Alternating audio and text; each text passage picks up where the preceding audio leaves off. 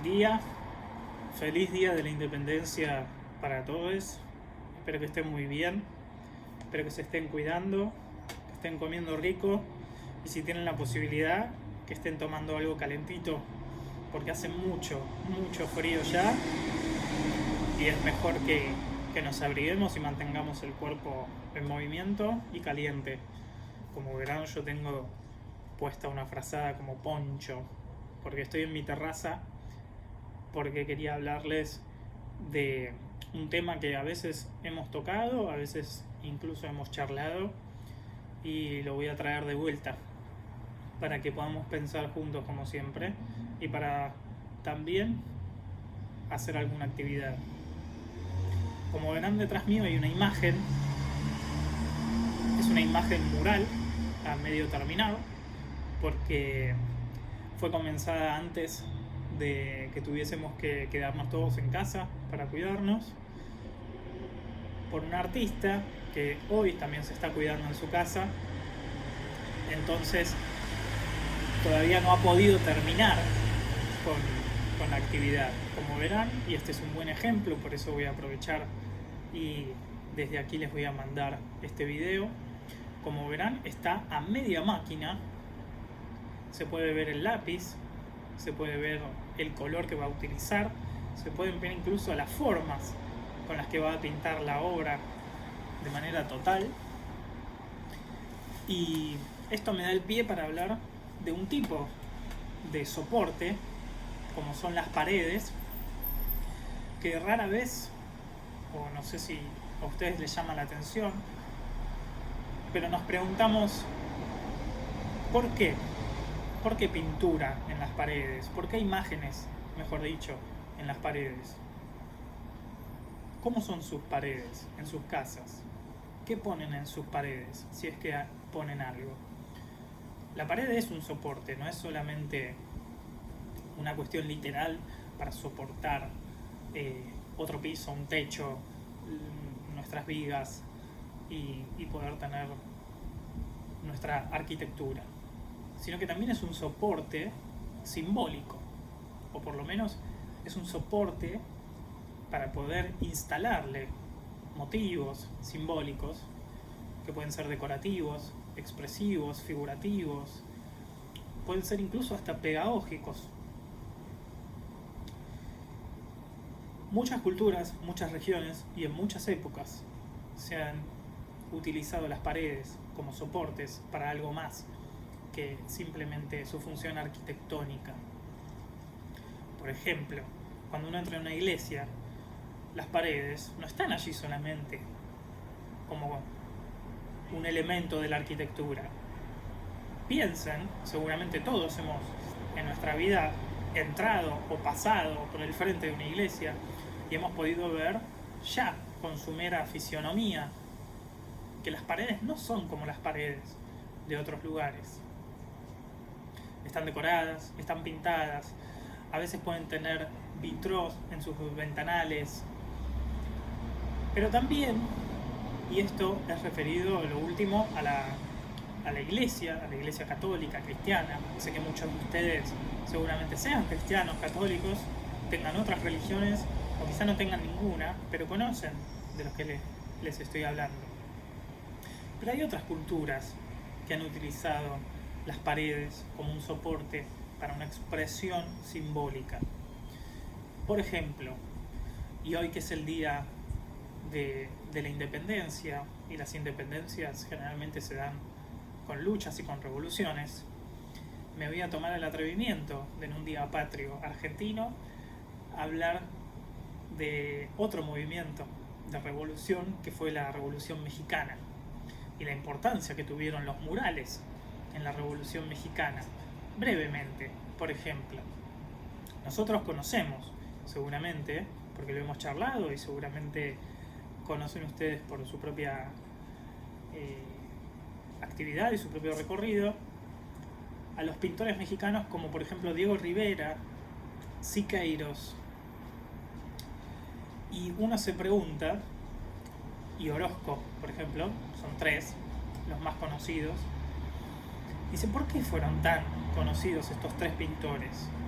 Bueno, Estos tres pintores, para decirlo brevemente, fueron parte de una revolución en México a comienzos del siglo XX que incluyó como programa cultural la pintura mural. De hecho, el muralismo mexicano es uno de los movimientos modernos del siglo XX más importantes, que sigue actualmente siendo enseñado como parte de la instrucción pública mexicana, aunque hoy por hoy haya otros medios para lograr los mismos objetivos.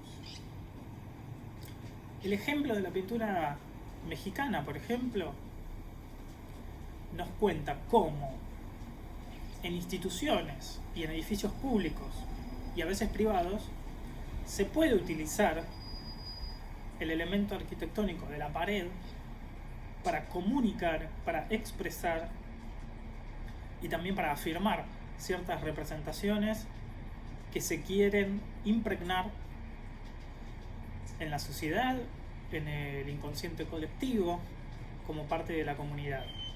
Por ejemplo, los murales mexicanos de comienzos y desarrollo de la Revolución tienen que ver con la historia de México, interpretada por los artistas con bastante libertad, siendo que la empresa de la Revolución Mexicana fue una empresa que dio bastante libertad y por eso también tuvo sus confrontaciones a los artistas para que desarrollaran una pintura mural con criterio muchas veces propio. El caso de Rivera, Orozco y Siqueiros es un caso ejemplar, en donde ellos dispusieron en las paredes su propia visión de la historia mexicana, tanto prehispánica como postcolonial, y lo hicieron de una manera muy propia. ¿Por qué? Bueno, a comienzos del siglo XX, México contaba con casi, o mejor dicho, un 80% de población analfabeta, es decir, población que no sabe leer y o escribir.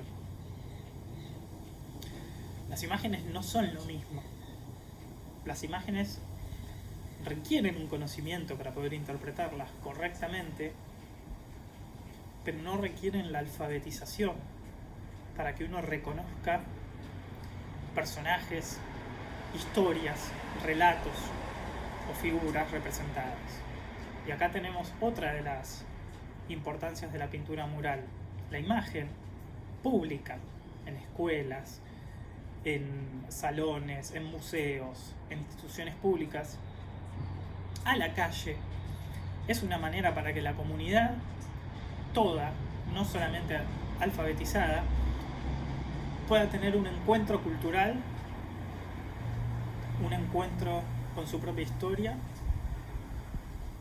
mediante el refuerzo de las imágenes. Y claramente las imágenes valen por sí mismas. Entonces, retomando, tenemos un buen ejemplo en el muralismo mexicano de cómo pueden ser utilizadas las paredes con un fin, como puede ser la pedagogía.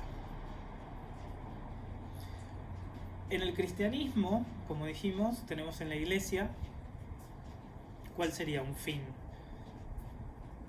para la iglesia? Más o menos el mismo que la Revolución Mexicana: pedagogía.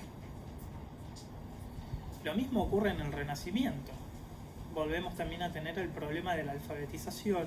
El Renacimiento italiano, estamos hablando de Europa en el siglo XIV, XV, XIII.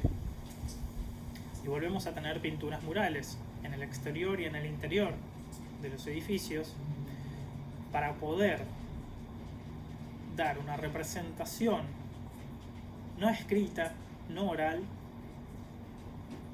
que tenga otros atributos, para que las personas que lleguen al encuentro de esas imágenes puedan experimentar y rememorar también, reforzar la memoria de ciertos relatos históricos, bíblicos, culturales o religiosos.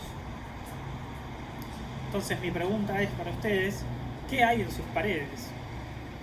¿Qué utilidad le dan ustedes a sus paredes? ¿Y qué posibilidades, ahora que charlamos un poquito de este tema y que seguramente podamos charlar un poco más, que es un tema muy extenso, qué posibilidades se encuentran ahora en decorar de manera distinta, quizás sus propias casas, quizás en el frente, en la vereda, se les ocurra llamar a alguien para que decore su frente, quizás con algún símbolo para representar su casa, su familia, como se hacía antiguamente. Los elementos de la arquitectura y los elementos de la imagen muchas veces, sino la mayoría de las veces, se combinan para dar significado, sentido y también para codificar nuestra percepción. Cuando caminamos y cuando recorremos ciudades en donde nos encontramos con edificios que tienen paredes pintadas, esas paredes pintadas están ahí para todos nosotros. Se pintó con un propósito, se encargó, se trabajó sobre ese proyecto. Quizás solamente se reduce a un solo edificio, o quizás son varios edificios, como un programa de arquitectura un poco más expansiva. Hay muchas formas en las que podemos integrar imágenes a los elementos de la arquitectura, como son las paredes, tanto internas como externas. Así que yo les invito a recordar y a pensar cuáles son las paredes que han visto, qué paredes han visto con este tipo de decoración, ya sea mural, escultura, relieve, alguna decoración, pintura, pueden ser solamente dos colores, alguna forma abstracta o alguna forma figurativa. ¿Por qué? Y también pensar en qué decoración tienen sus paredes, cuál es la función que ustedes mismos le otorgan a sus paredes en sus casas, sea para colgar una foto, para colgar un cuadro, quizás incluso tengan algún mural ustedes en su propia casa. De la manera que sea, los invito a que recorran con el pensamiento y con el cuerpo y vean si hay algo que pueden cambiar en sus propias construcciones arquitectónicas en sus casas, o si está bien así.